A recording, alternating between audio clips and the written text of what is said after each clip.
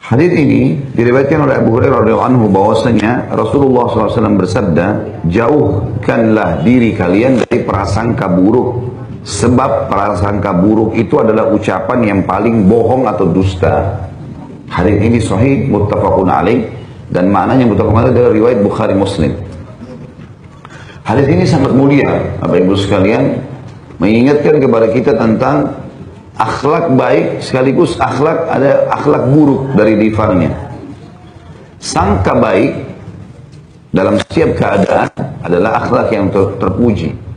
Sangka buruk ya, adalah akhlak ya, yang buruk dan tercela.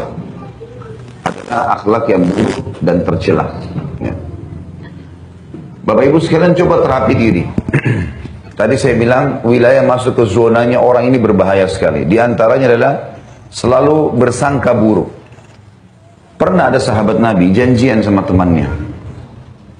Rupanya salah satu dari mereka yang janjian ini sudah tiba di lokasi, yang satunya masih telat, belum sampai. Gelisah temannya. Lalu Nabi SAW tanya, kenapa kamu? Ya Rasulullah, saya janjian, tapi orang itu telat datang. Kata Nabi SAW, iltamis li akhika udhrah. Cari alasan positif buat saudaramu. Jadi jangan masuk sangka buruk, nggak boleh. Masuk kepada hal-hal yang baik. Mungkin dia telat, mungkin dia macet, mungkin dia sakit, mungkin banyak hal. Banyak hal yang bisa terjadi. Gitu. Maka sangka baiklah, karena sangka buruk kata Nabi sedusta-dusta pernyataan. Nggak ada manfaatnya. Orang yang sangka buruk ini bahaya, bisa juga mengganggu kejiwaan, merusak karakternya, akhlaknya jadi rusak. Semuanya sangka buruk. Ya, semuanya biasa kalau bilang di Indonesia ini sangka buruk seperti orang yang sensitif sekali. Jadi kadang-kadang mudah tersinggung, apa saja tersinggung. Gitu kan? Mungkin cuma disenggol sedikit, tidak sengaja tersinggung. Mungkin ini tersinggung, ini bahaya ini. Ini membuka pintu-pintu sangka buruk, selalu sangka buruk. Ini harus ditutup. Karena syaitan menunggangi, dan ini akhlak yang buruk sekali lagi. Kita harus selalu sangka baik, mulai dari Allah kepada Allah SWT sampai kepada makhluknya. Bahkan dalam hadis qudsi yang sahih riwayat Bukhari kata Nabi SAW, Allah berfirman, ana inda dhanni abdi bi. Saya sesuai dengan prasangkaan hambaku. Jadi kita selalu sangka baik. Kalau kita sakit, kita sangka baik. Alhamdulillah, Allah lagi mau saya mengetahui nilainya kesehatan. Misal, lalu kita berdoa, ya Allah sembuhkanlah saya. Itu sangka baik dengan Allah Subhanahu wa ta'ala. Jangan masuk di waswas syaitan. Syaitan selalu membuka pintu-pintu agar kita sangka buruk dengan Allah, sangka buruk dengan manusia yang lain. Ini semua tidak dibolehkan. Ya. Tentu pintu ini juga perlu kita hubungkan dengan masalah. Kalau ada seseorang sudah pasti-pasti keadaannya memang membawa kita kepada kecurigaan. Seperti misal, ada orang loncat pagar kita jam 3 subuh. Ini jangan lagi bilang saya harus sangka baik. Salah tempatnya.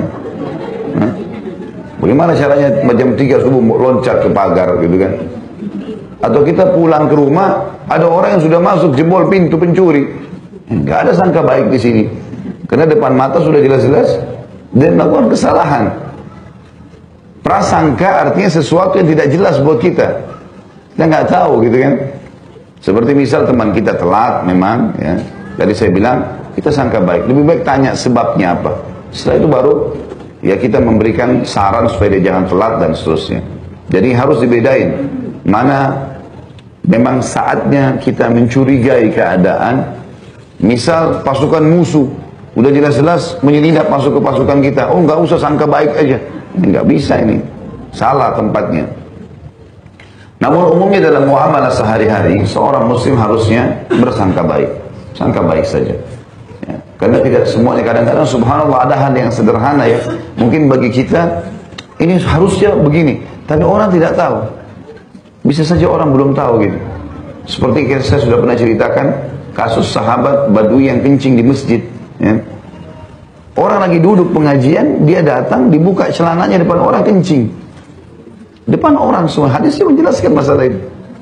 Makanya para sahabat pada marah, tiba-tiba mau gebukin. Karena bagi sahabat, ini aib besar, masa kencing di masjid. Rupanya si Badui nggak ngerti.